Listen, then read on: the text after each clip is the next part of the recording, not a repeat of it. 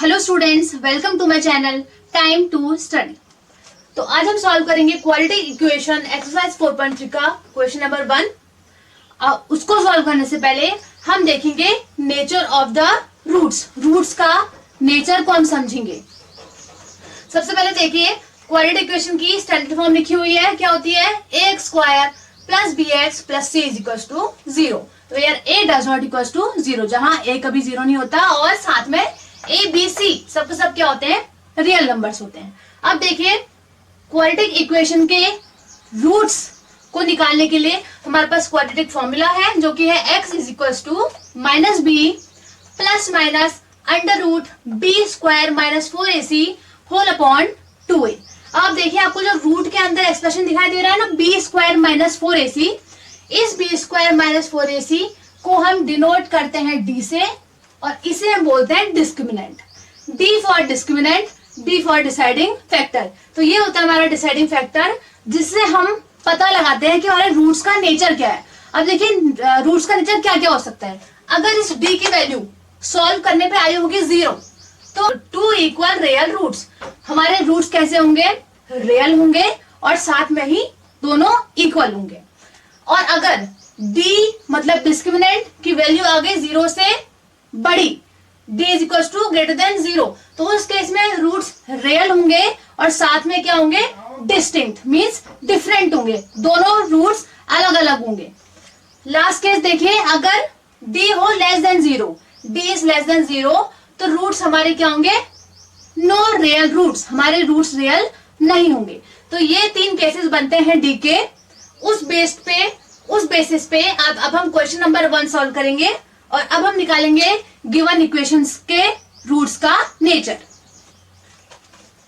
तो देखिए, हमारा फर्स्ट पार्ट है 2x स्क्वायर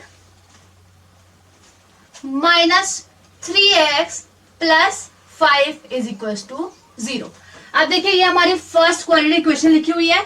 सबसे पहले मैंने क्या करना है? मैंने d की वैल्यू निकालनी है। अब d क्या था? d हमारा होता है b स्क्वायर माइनस 4ac। अब देखिए, इस इक्वेशन में, इस क्वाड्रेटिक इक्वेशन में a देखिए क्या है? a की वैल्यू है 2, b की वैल्यू देखेंगे आप, देखिए 3 तो लूंगी, साथ में लूंगी मैं इस नेगेटिव साइन को भी। क्यों?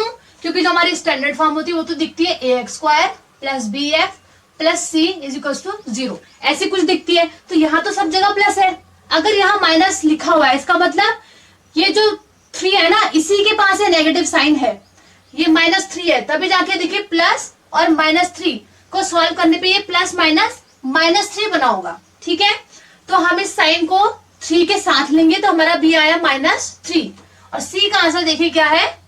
5। ये है मेरे एबीसी की वैल्यूज। अब आप देखिए, ये मैं पुट करती हूँ डी में। देखिए b क्या है? b है -3, तो -3 का स्क्वायर माइनस 4, a है 2 और c है मेरा 5। देखिए, -3 का स्क्वायर क्या होगा? माइनस को स्क्वायर करोगे, माइनस इंटू माइनस क्या बन जाएगा? प्लस, और 3 का स्क्वायर क्या होगा? 9 माइनस। अब आप ये सब कर लीजिए मल्टीप्लाई, 5 इंटू 2 10, 10 इंटू 4 40, तो 9 माइनस 40 आंसर क्या आया? -31। क्या -31 लेस देन 0 है कि नहीं? देखिए, आपकी वैल्यू आ चुकी है 0 से लेस, इसका मतलब there is no real roots. अब क्वेश्चन में देखिए क्या लिखा था?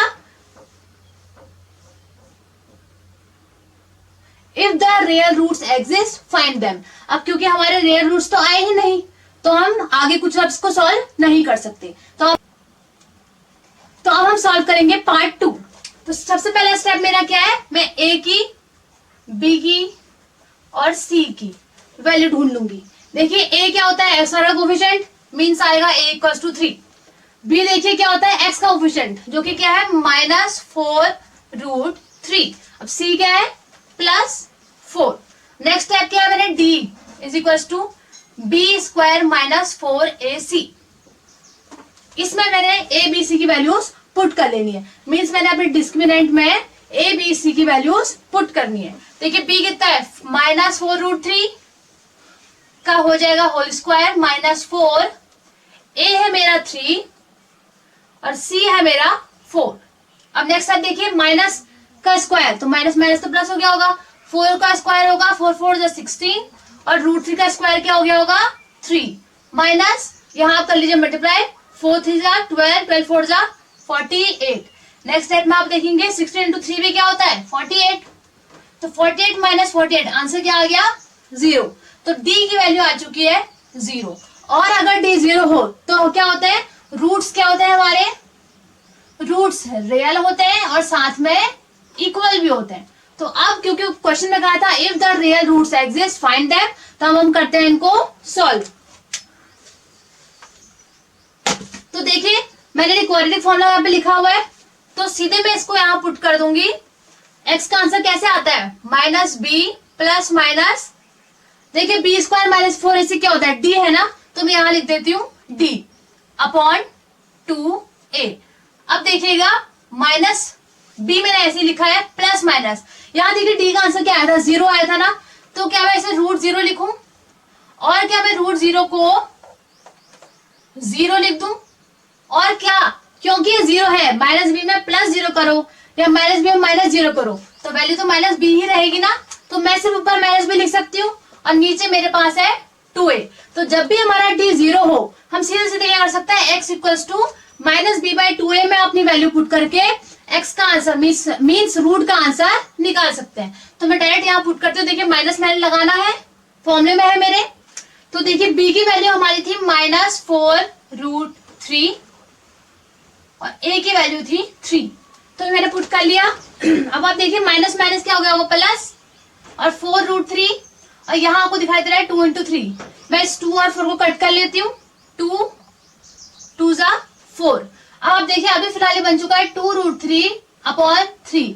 आप देखिए 3 कैसे बना होगा, क्या इस 3 को मैं रूट 3 इंटू रूट 3 लिख दूं, क्योंकि रूट 3 इंटू रूट 3 क्या होता है 3 होता है। आप देखिए आप एक रूट 3 से एक रूट 3 कट कर सकते हैं, तो फाइनल आंसर क्या बन गया 2 रूट 3। तो ये वैल्यू आ रही है मेरी एक्स की, जो कि क्या है इसको मैं लिख सकती हूँ 2 बार, क्योंकि क्या है रूट्स हमारे रियल थे और साथ में इक्वल थे। तो अब सॉल्व करते हैं थर्ड पार्ट। देखिए क्वेश्चन है 2x square minus 6x plus 3 equal to 0। सबसे पहले मैंने क्या करना होता है a b और c की मैंने देखनी है वैल्यूज। तो देखिए a क्या होता है x और कोफिशिएंट, तो a की वैल्यू आएगी 2, b क्या होता है x का कोफिशिएंट तो वैल्यू आएगी माइनस 6 और c क्या होता है कांस्टेंट टर्म जो कि दिया है हमें 3। नेक्स्ट स्टेप क्या है, हमने ये वैल्यूज पुट करनी है अपने डिस्क्रिमिनेंट में, और डिस्क्रिमिनेंट क्या होता है बी स्क्वायर माइनस 4ac। तो यहाँ पुट करोगे, देखिए b है माइनस 6 तो माइनस 6 का स्क्वायर माइनस 4, a है मेरा 2 और c है 3।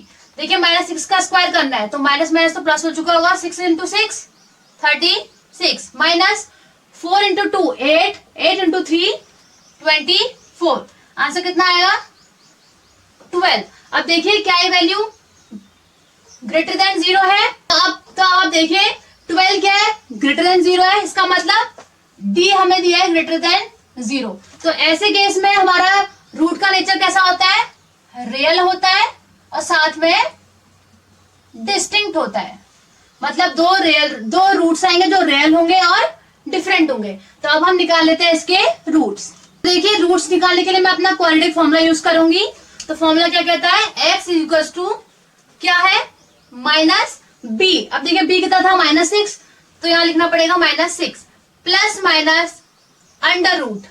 d का आंसर मेरा कितना आया था, d का आंसर मेरा आया था 12 अपॉन 2 इंटू a कितना है देखिए 2 इज इक्वल्स टू, देखिए माइनस माइनस होता है प्लस तो ये बन जाएगा 6 प्लस माइनस, देखिए 12 लिखा हुआ है, 12 को मैं लिख सकती हूँ 4 इंटू 3 और नीचे है हमारा डिनोमिनेटर में 2 इंटू 2। नेक्स्ट आप देखिए 6 तो मैंने ऐसे ही लिखा है, प्लस माइनस साइन पे भी ऐसे ही लिखा है। अब देखिए अंडर रूट में है 4 इंटू 3, अब इसको मैं रूट 4 इंटू रूट 3 लिख सकती हूँ। अब देखिए रूट 4 क्या होता है, रूट 4 2 होता है तो ये आएगा 2 रूट 3, इसको मैं डायरेक्ट यहाँ पे लिखूंगी 2 रूट 3 और नीचे है 2 इंटू 2। अब आप देखिए एक 2 को, यहाँ देखिए ऊपर 6 यहाँ पे 6 है, यहाँ 2 है, दोनों सब 2 से कट सकता है। अब मैं क्या करूंगी, मैं काट दूंगी 2 इंटू 2 वन टाइम, 2 3 टाइम में 6, 2 फिर से 1 टाइम में 2। अब क्या बचा देखिए 3 प्लस माइनस √3 अपॉन 2। तो मेरे 2 रूट्स बनेंगे 3 प्लस √3/2 और एक बनेगा 3 माइनस √3/2। तो ये थी आज की क्लास। आई होप आपको ये समझ में आई हो। अगर आपको अच्छी लगी हो तो ऐसे आप लाइक करें, सब्सक्राइब करें और शेयर करें। Thank you.